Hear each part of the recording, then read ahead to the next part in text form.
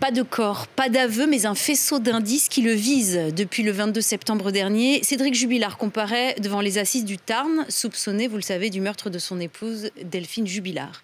Cette infirmière de 33 ans qui a disparu une nuit de décembre 2020 et des enquêteurs qui n'ont jamais pu retrouver sa trace. Mais plusieurs éléments ont amené les juges d'instruction à penser que son mari a joué un rôle dans sa disparition. Et parmi ces indices, il y a le témoignage d'un enfant, et pas n'importe lequel, le fils du couple Jubilard, Louis, âgé de 6 ans à l'époque des faits. Auprès des enquêteurs, le petit garçon a raconté avoir surpris ses parents en train de se disputer en pleine nuit alors qu'il était censé dormir. Pour Cédric Jubilard, aucune altercation n'a eu lieu cette nuit. Pourtant, c'est bien pour meurtre par conjoint qu'il est jugé à Albi 5 ans après les faits. Alors, comment le témoignage de Louis a-t-il permis aux enquêteurs de consolider leurs soupçons? De quelle manière recueille-t-on la parole des enfants dans ce type de dossier? Je suis Pauline Revenat, vous écoutez un nouvel épisode d'Affaires suivantes, le podcast inédit.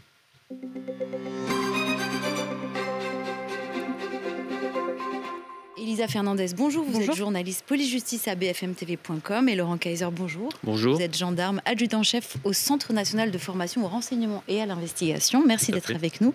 Dans un instant, on va revenir vers vous pour comprendre les techniques propres aux enquêteurs pour interroger ces mineurs et particulièrement les plus jeunes d'entre eux. Mais avant tout, on va revenir d'abord avec vous, Elisa, sur l'affaire Jubilard. Dans la nuit du 15 au 16 décembre 2020, un homme contacte la gendarmerie de Cagnac-les-Mines dans le Tarn. Oui, cet homme, c'est Cédric Jubilard. Il est peintre plaquiste, marié, père de 2 enfants.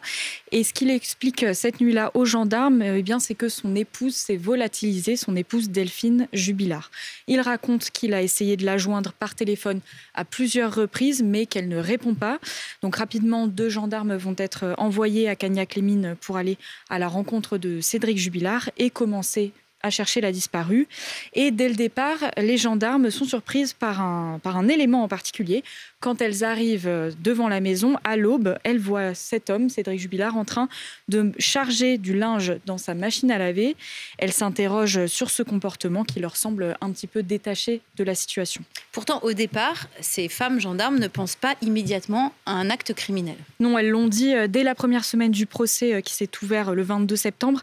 Elles ne pensent pas immédiatement que la disparition de Delphine Jubilard est liée à un crime.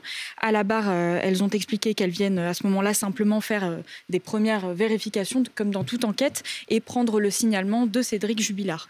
Elles vont ensuite vérifier les alentours. Elles vont un petit peu aller se promener dans le village un peu pour voir s'il y a des éléments, mais impossible de localiser Delphine Jubilard. Plus tard, elles sont rejointes évidemment par d'autres gendarmes. Un gros dispositif va être déployé pour retrouver l'infirmière le 16 décembre et les jours qui suivent. Il va y avoir aussi des battues qui vont être organisées avec de nombreux volontaires qui vont y prendre part. Mais là encore, ça ne donne rien. Impossible de retrouver la trace de la mère de famille, ce qui va amener le parquet le 23 décembre à ouvrir une information judiciaire pour arrestation, enlèvement, détention ou séquestration arbitraire. Et à ce moment-là, les enquêteurs vont évidemment explorer plusieurs pistes. Oui, au fil de leur vérification, les enquêteurs vont assez rapidement écarter la piste d'une disparition volontaire, et ce, pour plusieurs raisons. Déjà parce que Delphine Jubilard a laissé derrière elle toutes ses affaires, seul son téléphone a disparu. Et puis, en s'intéressant un petit peu à son profil, il constate qu'elle était très proche de ses enfants, qu'elle était très impliquée dans leur éducation, qu'elle ne serait a priori pas partie sans eux, et surtout, elle avait plein de projets en tête. Elle s'apprêtait notamment à divorcer de Cédric Jubilard. Elle voulait refaire sa vie avec un autre homme rencontré sur une application et dont elle semblait être tombée amoureuse. Donc, parmi les autres hypothèses qui vont être explorées, il y a celle d'une mauvaise rencontre, celle d'un enrôlement dans une secte également, celle d'un meurtre commis par son amant. Et aucune ne tient vraiment la route. Les juges d'instruction vont refermer une à une ces pistes. Et n'en reste finalement qu'une seule à leurs yeux, celle d'un crime conjugal, donc d'un meurtre commis par son mari, Cédric Jubilard. Ce dernier sera donc mis en examen en juin 2021 et placé en détention provisoire. Alors, si Cédric Jubilard est le suspect numéro 1, c'est d'abord parce qu'un faisceau d'indices le désigne comme tel.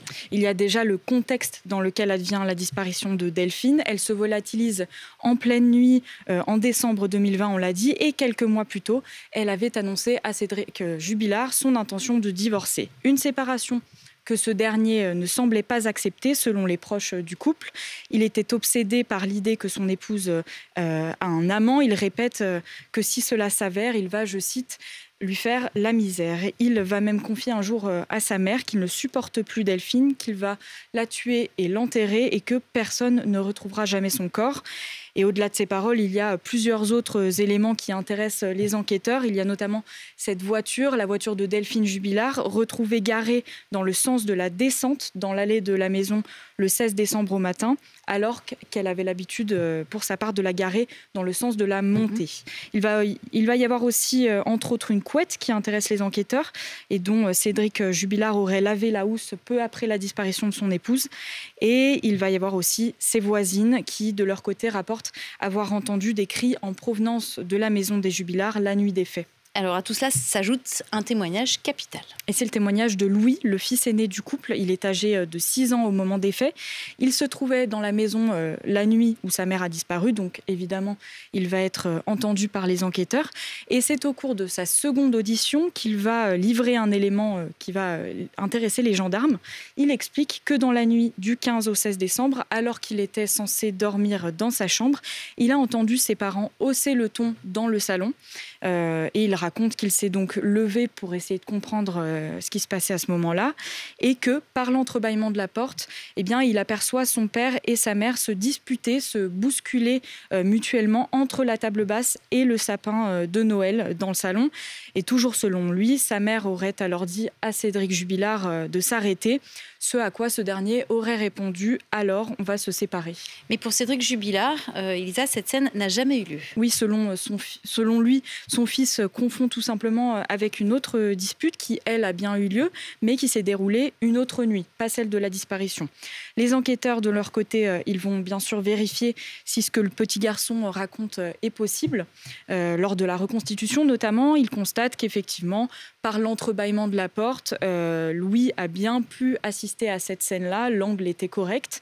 Son témoignage, on le comprend, il est central dans l'enquête parce qu'il serait, si ce témoignage est vrai, le seul témoin direct d'une scène de dispute entre ses parents le soir des faits.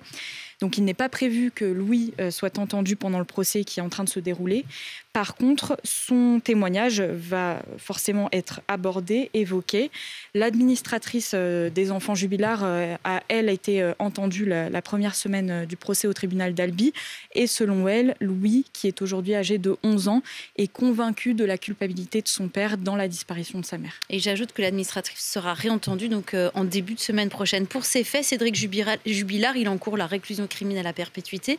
Et depuis le début du procès, il continue de nier toute implication dans le meurtre de Delphine Jubilard. Merci beaucoup Elisa pour ce récit. Adjudant-chef Laurent Kayser, vous travaillez donc au Centre national de formation au renseignement et à l'investigation et vous êtes plus précisément chef de groupe instructeur au sein de la section psychologie appliquée à l'investigation. J'ai tout bon ? C'est ça, exactement. Alors, merci d'être avec nous. D'abord, il faut le préciser pour nos auditeurs, vous n'avez pas travaillé sur l'affaire Jubilard. Mais vous, si vous êtes ici aujourd'hui, c'est pour nous parler d'une procédure spécifique qui encadre les auditions des jeunes mineurs en France. Avant, on l'appelait la procédure Mélanie, elle ne s'appelle plus comme ça. Racontez-nous d'abord comment elle est apparue et comment elle est née.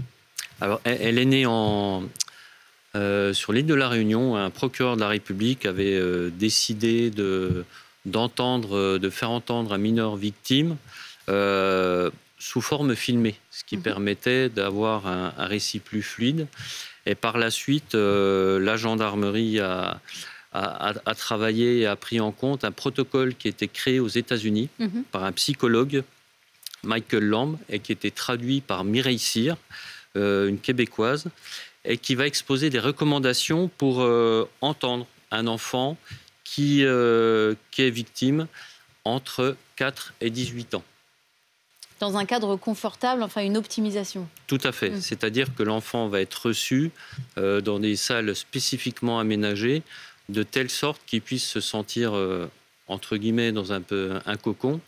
Et l'enquêteur qui est formé va pouvoir lui poser des questions en utilisant un questionnement bien précis, des questions ouvertes, de telle sorte que l'enfant va donner énormément de détails sans que l'enquêteur soit suggestif. Très bien. Et dans quel lieu ça va se dérouler, ce type Alors ça peut se dérouler dans 2 endroits, soit les unités de gendarmerie, des brigades de gendarmerie, où on aura ces salles pour entendre ces mineurs, ou dans des hôpitaux, dans des UAPED, unités d'accueil pédiatrique enfants en danger. Alors, est-ce qu'il y a des étapes à respecter dans ces auditions et qui, parmi les gendarmes, peut auditionner ces enfants mineurs? Alors pour pouvoir auditionner ces enfants victimes ou témoins, il faut être formé. C'est pour ça que nous, à Rosny-sous-Bois, on organise ces stages de 15 jours pour pouvoir entendre ces mineurs. Alors, qu'est-ce que vous leur apprenez à vos élèves? Donc, on va leur apprendre la psychologie, la psychologie du mineur. On va leur apprendre la mémoire du mineur. On va leur apprendre une méthode, un protocole, et on va les mettre en situation sur ces 15 jours. Ça leur permettra d'entendre ces enfants. Et justement, j'imagine qu'il faut donc parvenir à gagner la confiance de l'enfant, le mettre à l'aise. Est-ce qu'il y a des techniques un petit peu pour le faire? Tout à fait. En fait, le protocole se déroule en 4 étapes. La première étape, ça va être l'accueil. On va accueillir le mineur. On va avoir de l'empathie pour le mineur. Si c'est un mineur qui est petit, on va se baisser pour être à sa taille. On va tout faire pour le rassurer. On va se présenter. On va dire qu'on est gendarme, qu'on est là pour l'entendre, pour l'aider, pour le protéger.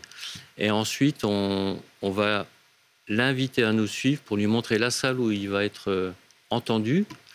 Ensuite, on va lui montrer la salle technique où il y a la borne d'enregistrement.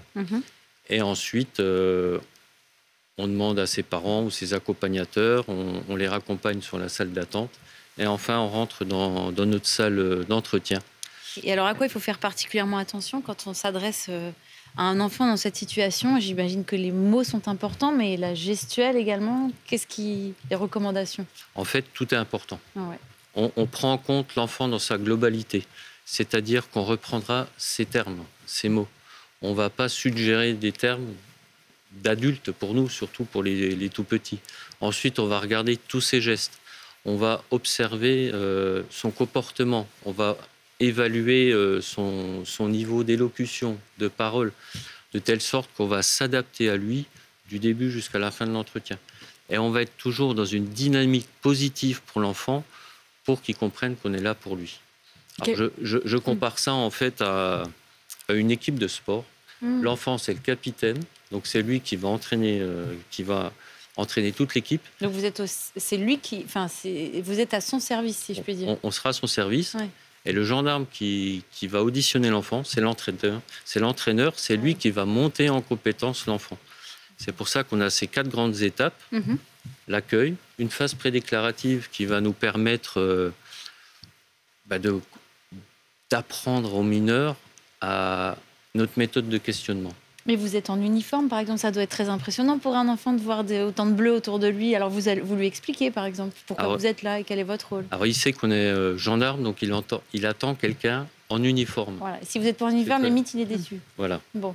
En fait, les enfants, puisque sur mon poste, le poste que j'occupais auparavant, je faisais énormément d'auditions de mineurs victimes. Les enfants, en général, sont très, très heureux de voir des gendarmes en uniforme. Rassurant. Voilà. Et pour résumer, en fait, quels peuvent être les risques, justement, si on ne s'adresse pas à eux de cette manière-là, en faisant attention aux mots qu'on emploie, etc. Est-ce que ce serait, par exemple, de leur mettre une version dans la bouche alors que ce n'est pas la manière dont ils l'auraient formulé? C'est quoi les risques? Le risque, si on n'utilise pas ce protocole, si on est très suggestif, c'est nous qui allons induire les réponses. Et ce n'est pas ce qu'on veut. Nous, ce qu'on veut, c'est que l'enfant nous dise ce qui s'est passé sans qu'on qu'on appuie sur des choses qu'on voudrait entendre. Je vous donne un exemple. On sait qu'un enfant a été victime de violences sexuelles, et si on commence à lui dire « oui, c'est bien lui qui t'a fait ça », on va être suggestif. Alors vous dites quoi? Parle-moi plus de la personne. Est-ce qu'il y a des biais avec... j'avais vu un documentaire aussi avec des objets. Vous pouvez passer par des biais... Montre-nous, si tu le peux, sur cet objet, ce que ton papa, ton oncle, ton grand-père... On n'utilise pas de poupons. Non. Puisque ça peut suggérer également. Et on peut se dire, si on prend un poupon, l'enfant commence à toucher le poupon à telle partie, on peut faire l'amalgame en disant, oui, il était victime, il a touché cette partie, c'est qu'il est victime. C'est pour ça qu'on va plutôt... sur une phase déclarative, utiliser un récit complet, un récit libre. Dis-moi tout ce qui s'est passé, de jusqu'à. Donc, du moment où l'agresseur arrive jusqu'à ce que l'agresseur sorte. Et ces auditions, elles peuvent durer, il y a une limite de temps, il y a des temps de pause, j'imagine, à respecter pour le confort de l'enfant, mais ça peut durer des heures? En général, une audition dure maximum 1 heure. Ouais, c'est dense. Et on fait une pause au milieu, ce qui nous permet aussi de voir notre camarade qui nous soutient, qui est dans la salle technique, et voir si on n'a pas d'autres questions à poser par la suite. Pour résumer, c'est quoi les différences principales entre une audition de mineur et une audition de majeur finalement? Alors la première différence, c'est que l'audition mineure, elle est filmée et on n'est pas derrière notre ordinateur en train de taper les questions. Donc est-ce que vous êtes peut-être un discours plus fluide? Voilà, et puis plus attentif peut-être. C'est ça. Attentif, peut-être vous l'êtes aussi en tapant, mais en tout cas plus concentré sur l'enfant. On est plus concentré pour l'enfant et l'enfant sait qu'on est là pour lui. Autre spécificité par rapport aux auditions de majeurs? Donc, audition de majeur, on va utiliser ce même type de questionnement avec des invitations, des questions ouvertes, sans être suggestif. C'est ce qu'on préconise également sur nos formations expertise des mécanismes des violences intrafamiliales. Ouais. C'est de pouvoir entendre les victimes avec cette méthode de questionnement. D'accord. Et maintenant que ça ne s'appelle plus la procédure Mélanie, comment est-ce qu'on l'appelle désormais? La procédure NICHT. Je ne vous ferai pas la traduction en anglais, vu que mon anglais est assez faible. Merci beaucoup, Laurent Kayser, pour votre éclairage et votre participation. Vous pouvez retrouver cet épisode et tous les autres sur bfmtv.com et les plateformes de streaming. Nous, on vous donne rendez-vous la semaine prochaine pour de nouvelles enquêtes dans Affaires suivantes, le podcast inédit.